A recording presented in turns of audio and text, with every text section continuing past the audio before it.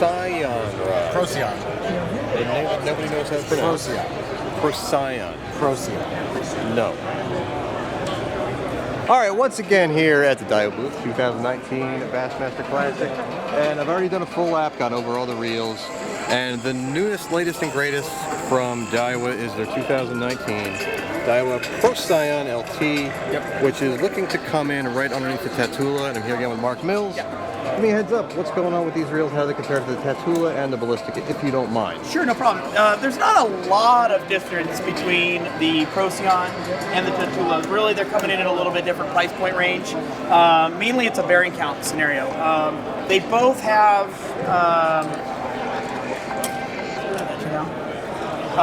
they both are made out of Zion. Now, I don't know if you guys are familiar with Zion. It's got a Zion frame. It's a proprietary carbon that Daiwa uses. Pretty much the carbon that's in the industry will bend kind of like that. Where the Zion, which I have a thing here, I'm going to show you something here in a minute too that's really cool. Very little bending, very much more rigid. That holds the gears in precise alignment. It also keeps the stem of the reel here from flexing on a rod, and I'm going to show you that here in a minute, and that's a big thing. Especially guys fishing saltwater and heavy drag pressure, is that flexing. One, it feels weird, and two, that it can change your drag pressures as a fish is pulsing. That's actually, not to interrupt you, but that's very interesting. When I've used some carbon composite, graphite, high, long carbon strand graphite composite reels, that stem flex, I've never actually thought about it changing drag pressure, but yeah, you give a little down here, it's kind of easing up on the drag, and it's got to start over again with the startup inertia. It's going to give you an inaccurate drag. No, that's and you'll find that, and it's something we have to put on the higher end stuff due to the price point of it. But realistically, this is a 6.1 standard ABEC 5 ball bearing reel.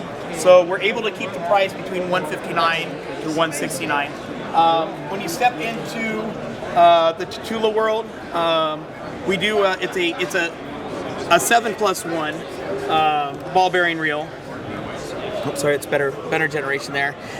It's a 7+1 ball bearing reel, and it does have the two bearings that it has are what we call our CRBB, and what that stands for is a corrosion resistant ball bearing. It's a little bit better bearing. We put that into these. It's a little bit better reel with a little bit better ball bearing. Kind of hits the price point where we need to be. Makes sense. But it does make a little bit of sense on that. It just is one of the things, and you don't necessarily always get corrosion in saltwater. That's where it happens mostly. But a lot of the guys that are fishing these reels here, they're on the bow of a boat. You're fishing Lake Michigan, you bury the nose, your reel's underwater, you want to have that extra protection, and that's what, since these reels are focused for the pros, the guys fish really hard, a lot of big tournaments, that's where this is a little bit better than that. Now as you go ahead. Makes perfect sense. Freshwater guys, you can get a little bit longer like new performance out of the reel with all the seals. It keeps the greases and everything. No dust, lesser oxidation, no contaminants getting in. Saltwater is your biggest enemy when it comes to that, so the seals are a big help. But for the freshwater angler, whenever people ask me what should I get, ballistic or Tatula, I always ask first thing, saltwater or fresh. Freshwater, I would always say, you know what, go for the Tatula. Great reel, gives you 90% of what you get out of the ballistic. The only thing really missing from, in terms of the obvious, is the rubber lip seals under the handle, underneath the spool.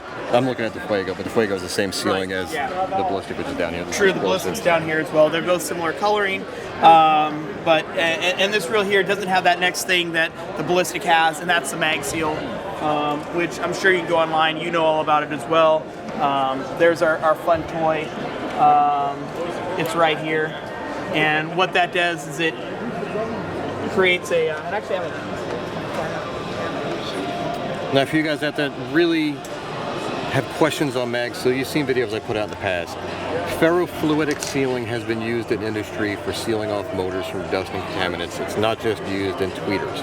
A lot of guys, look out there, it's just used to cool down tweeters. No, it's used in industry to create a low friction method of keeping contaminants, water, intrusions out. It actually increases efficiency since there's less resistance, like a constricting rubber seal. And the way they use the mag seal on the Fuego and the ballistic, it's on the output side of the gear train. So whenever you add resistance on the rotor, at the rotor, which is after you touch the main gears on the output side of the gear train. Having a seal that doesn't add resistance really pays dividends when it's located here at the rotor. So you get less resistance, less restriction, and you get the benefits of sealing. Yeah, in all actuality, if you could see this, this is just an example.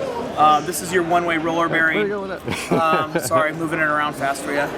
So you've got your one-way roller bearing that's inside your wheel right here. Yep. You've got this kind of shield. As you can see, I got oil around it. But that oil, this is all magnetized. And you'll watch here when I put it down. I showed this 1,000. Oh, did you? Yeah. So, I mean, it literally is magnetized. Yeah, so you have the AntiReverse Clutch sleeve is what this pull piece sticking through the center is. Then you have a magnetic plate that you're getting to focus for the first time today, it's not focusing. And then you have your AntiReverse Clutch that keeps the rotor and handle from turning backwards. When this is all in piece, 3 screws lock it down. That little ring in there is a gap. The mag seal spans that gap. Water can't get by it, dust and debris can't get by it. It's very effective, and it's not a restrictive rubber seal. No, and it's very important to understand that in the market, you can't just take that oil and drip it in and make it work. It doesn't work like that. It has to be magnetized, and the reel has to be designed to have this magnetism to it, because if there's any dissimilar metals that pulls any type of magnetic thing, it's going to pull that oil over to that direction. So the reel has to be designed in order to accommodate something like this. Same with our mag seal ball bearings. You can't just take a mag seal ball bearing and throw it in any reel, because if there's a screw that's magnetized, it'll pull that oil over to there. That's what makes Daiwa special. How long does it last? People ask. It depends on how much you fish. Just like how often do I grease my reels? Kind of depends. For the most part, I could say for an average angler or a guy that fishes a lot, a couple of years for the most part. Every couple of years, I would have it serviced. It's easy to service. You put the right amount of oil in it, put a drip in it. You don't want to use too much or too little. There is a specific amount, but you can go another 2 years plus. Some guys can probably even go longer. It's kind of, when do I change my braid? I don't know. Usually what I recommend, if anybody has a mag sealed reel, whether it's a top tier reel that has the mag sealed bearings, or something like this, or the Fuego that basically uses the mag seal just to protect the anti-reverse clutch, I always recommend never use the salt guard sprays, never use anything like that that could actually emulsify and contaminate with the oil. Water's fine, all that kind of stuff. You don't want to introduce other chemicals to it, that way it extends the life. Because basically, you don't need it. Put it on a rag, put it on a towel, wipe down your reel. You shouldn't be using sprays on your reels, because sprays will get into where it doesn't belong, and it'll disrupt the greases and oils that were intended to be there. Yeah, and you know our whole LT line, we use cold forged aluminum with a brass gear, and it's all a direct drive system, just like so. It screws in, just like that. So what he's describing, the way the handle interacts with the reel, so you have the screw here, the screw on handle. Everything north of the legless in the Daiwa lineup uses a thread on handle. Other reels out there, they use a handle that you stick the hex key through it. And we use it on this this thing. Cool, perfect. So on the Regal at that place, and slide it through. Yep. This is just a more direct drive system. Yep. But very cool, technology. I'll show you the deal as far as the flex on the. One of the other benefits of the direct drive is longer, like new performance. The hex handle shafts can loosen up because they're kind of held in place by a pin in the handle, where these are screwed directly together on the main gear itself. Let me see if I can do it with this. May not with these. It doesn't. I can't show this because they're all zip tied in. Oh, that's fine. Yeah, you're talking about the handle stem flex. Yeah. Show them that. You understand? That's perfectly. That's perfectly fine. Like, I'll tell you what. Is that the 7'6" Tatula or the 7-footer? 7.6. This thing. I have the Steez AGS. I put it out on my channel. I think I'm the only YouTuber that actually has displayed the 7'6" Steez AGS. The Tatula is. Guys always ask me while I'm here at the booth. This is a Tatula 7'6" AGS Tatula Lt spinner, and it is a little bit different action than the Steez. So at the $300 price point compared to the $575 price point, has a thinner foregrip, has a little bit softer action. So if you want something to throw, something a little more finesse oriented, if you look at the ratings here, it's 3/16 to a half an ounce, whereas the Steez AGS is 1/16 to 3/4 of an ounce. The ratings are accurate. Less powerful rod, but a little bit more finesse tip. As you can see, very little pressure to get that rod to bend, rod to load up. It's just random timing that he brought out the 7'6". I figured I'd talk about it compared to the Steve 7'6" AGS, which is my all-around favorite.